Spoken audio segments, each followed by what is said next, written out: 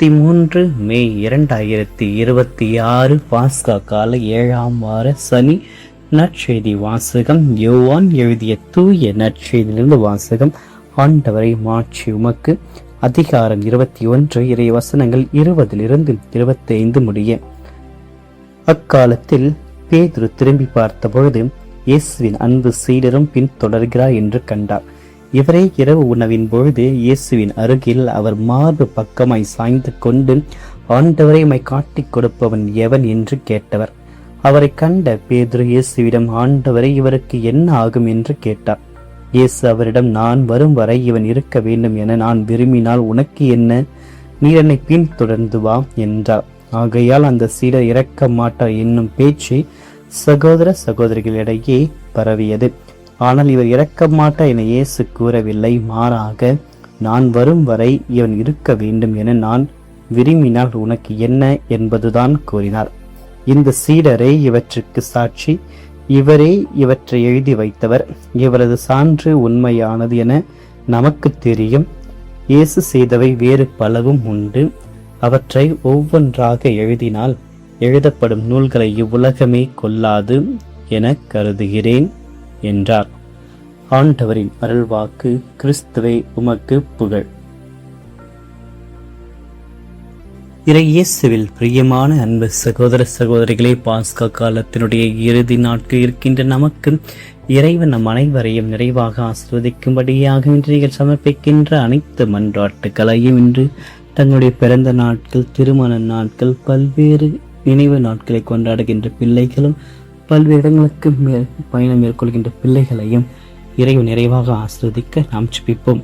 வணக்க மாதத்தினுடைய 23ஆம் நாளில் மரியன்னையினுடைய மிதத்தன்மையை நாம் தியானிக்க அழைக்கப்படுகிறோம். மரியா புகழை நாடவில்லை, அமைதியில் வாழ்ந்தவர். பெயரை நாடவில்லை, தாழ்மையில் இருந்தவர். ஆண்டவரில் மதிப்பை கண்டவர். நாமும் அந்த தாழ்நிலையை ஏற்று இன்று வாழ இறைவனிடத்தில் ஜெபிப்போம்.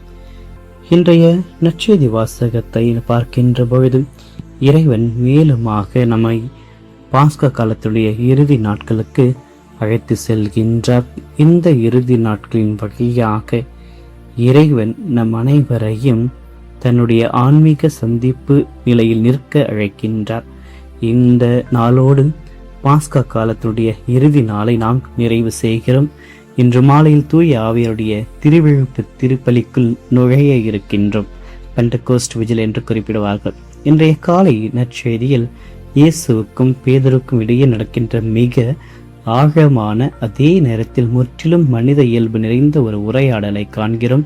பேதுருவுக்கு பாவ மன்னிப்பை வழங்கி அவர் எப்படிப்பட்ட மரணத்தால் கடவுளை மகிமைப்படுத்துவார் என்று இயேசு சொல்லி முடித்த உடனே பேதுரு திரும்பி யோவானை பார்க்கிறார். உடனே இயேசுவிடம், ஆண்டவரே, இவருக்கு என்ன ஆகும் என்று கேட்கிறார். நம் அன்றாட வாழ்க்கையில் நாம் எத்தனை முறை கடவுளிடம் இதே கேள்வியை கேட்கின்றோம். நம் அண்டை வீட்டையாரையும், சக ஊழியர்களையோ அல்லது நமது சொந்த குடும்ப உறுப்பினர்களையோ பார்த்துவிட்டு, ஆண்டவரை, ஏன் அவர்கள் பாதை மட்டும் இவ்வளவு எளிதாக இருக்கிறது? அவர்களுக்கு ஏன் சோதனைகள் குறைவு என எனக்கு மட்டும் ஏன் இந்த சுமை, சோதனை, பிரச்சனை என்று கேட்கின்றோம். அவங்களுக்கு என்ன ஆகும் என்றும் கேட்கிறோம். பேதுரு இந்த ஒரு கேள்வியை நாம் ஒப்பிட்டு பார்க்கின்ற பொழுது இயங்குகின்ற ஒட்டுமொத்த மனித குலத்தின் குரலாக இருக்கின்றது.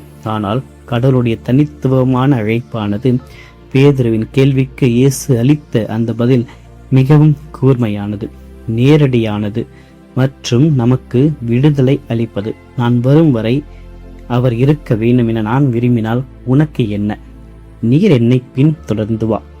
இந்த வார்த்தைகளின் மூலம் இயேசு ஒப்பிட்டு பார்க்கின்ற பொழுது மனிதனுடைய பலவீனத்தை உடைத்தெறிகிறார். ஆன்மீக வாழ்வு என்பது ஒரு ஓட்ட பந்தயமோ அல்லது மற்றவர்களோடு போட்டியிடும் ஒரு களமோ அல்ல என்பதை இயேசு பேதுருவுக்கும் நமக்கும் நினைவூட்டுகிறார்.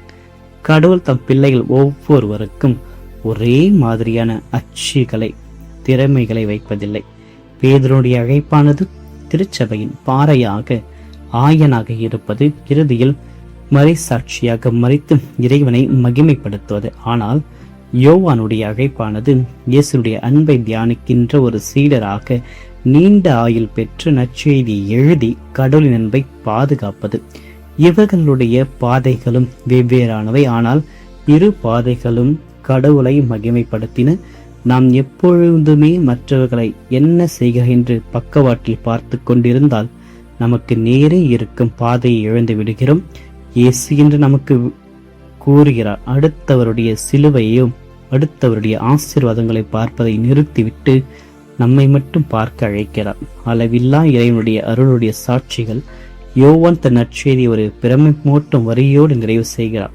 இயேசு செய்தவை பல உண்டு, அவற்றை ஒவ்வொன்றாக எழுதினால் எழுதப்படுகின்ற நூல்களை உலகமே கொல்லாது என கருதுகிறேன் என்று குறிப்பிடுகிறார்.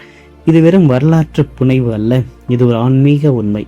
இயேசுடைய செயல்பாடுகள் 2000 ஆண்டுகளுக்கு முன்பு முடிந்து விடவில்லை.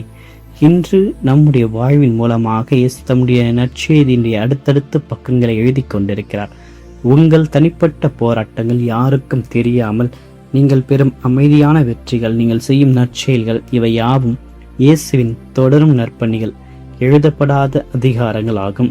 பொறாமையின்றி உங்கள் தனித்துவமான அழைப்பை நீங்கள் ஏற்றுக்கொள்ளுகின்ற பொழுது உங்களை தவிர வேறு எவராலும் செய்ய முடியாத ஒரு புதுமையை இயேசு உங்கள் வழியாக உலகிற்கு செய்கிறார்.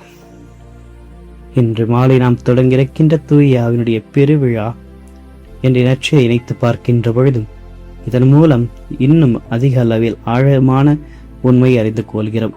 தூய ஆவியுடைய விழாவில் நடப்பது என்ன? தூய ஆவி ஒரு நெருப்பு பிழம்பாக இறங்கவில்லை, மாறாக பிரிந்த நாவுகளாய் தீப்பிழம்பு வடிவில் அவர்கள் ஒவ்வொருவரும் மேலும் தனித்தனியாக வந்து அமர்கிறார்.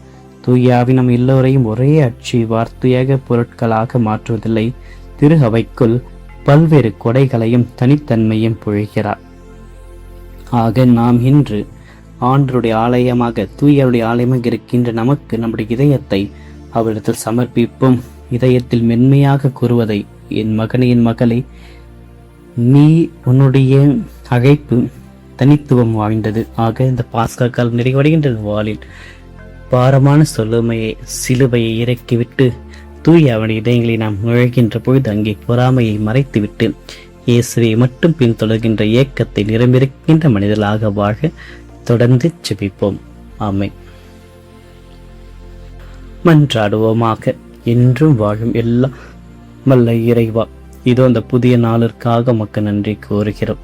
பாஸ்கா காலத்துடைய இறுதி நாளில் நீங்கள் கிடைத்த ஆசீர்வாதத்திற்காக, உயிர்ப்பினுடைய மகிழ்ச்சிக்காக மக்கள் நன்றி செலுத்துகிறோம். இன்றைய நற்செய்தி வழியாக எங்களோடு பேசியதற்கு நன்றி ஆண்டவரே. உனக்கு என்னை பின்தொடர்ந்து வா என்றுடைய வார்த்தைகள் எங்களுடைய இதயங்களை தொட்டது. மற்றவர்களோடு எங்களை ஒப்பிட்டு பார்க்காமல் எங்கள் இருக்கின்ற நன்மைகளை நாங்கள் பலங்களாக மாற்றி மறைந்து வாழ்கின்ற பலவீனமான நேரங்களுக்காக எங்களை மன்னித்து பிறர் மீது நாங்கள் கொள்கின்ற பொறாமை, வீண் கவலைகள் மற்றும் இயக்கங்களில் இருந்து எங்களை மனங்களை விடுவிக்க நீர் எங்களை ஒவ்வொருவருக்கும் தனித்துவமான வாழ்வையும் திட்டத்தையும் கொடுத்துள்ளது என்பதை நாங்கள் முழுமையாக நம்புகிறோம்.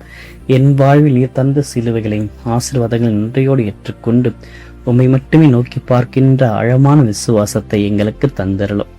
ஆண்டவர், இந்த புதிய நாளில், வாரத்துடைய இறுதி நாளில் மாறிய பாதத்தில் அர்ப்பணிக்கின்றோம். இன்று மாலை நாங்கள் ஆண்டருடைய ஆவியோடு தொடர்ந்து இருக்கின்ற பெந்தகோஸ்து நாளை சிறப்பாக நாங்கள் கொண்டாடிட தூய ஆவியினர் தன்னுடைய பிறந்த நாவுகளாக, தீழ் பிழம்பைகளாக எங்களுடைய இதயத்தில் இறந்திட, எங்களுடைய கசப்புகளை எரித்திட, புதிய ஆற்றில் அழித்திட எங்களுக்கு உதவியாக வாரும். யோவானை போல, பேதுருவை போல உமக்கு அன்பை பறைசாற்றுகின்ற சீடராக நாங்கள் வாழ்ந்திட எங்களை ஆசீர்வதியும். இன்று நாங்கள் செபிக்கின்ற அனைத்து மன்றாட்டுக்களையும் ஒன்றாக இணைத்து இந்த பாதத்தில் வைத்து ஜெயிக்கின்ற போது அன்னை மரியாளுடைய பரிந்துரையோடு எங்களை வாழ்க்கையை சீரமைக்க நேரிய பாதை நாங்கள் நடந்திட எங்களுக்கு உதவியாக வாரும். இந்த மன்றாட்டுக்களை எல்லாம் எங்கள் ஆண்டவராகிய கிறிஸ்து வழியாக உம்மை மன்றாடுகிறோம். ஆமீன். அருள் இந்த மரியே வாழ்க, ஆண்டவர் உம்முடனே, பெண்களுக்கு ஆசிர்வதிக்கப்பட்டவள் நீரே, உம்முடைய திருவயிற்றின் கனியாகிய இயேசு ஆசிர்வதிக்கப்பட்டவரே. புனித மரியே, இறைவனுடைய தாய், பாவிலாக எங்களுக்காக இப்பொழுது எங்கள் மரண வேளையிலும் வேண்டிக் கொள்ளும். ஆமீன். இல்லாமல் இறையும் தந்தை, மகன், தூயாவி ஒவ்வொருவரையும் வாக ஆசிர்வதிப்பாராக. ஆமீன்.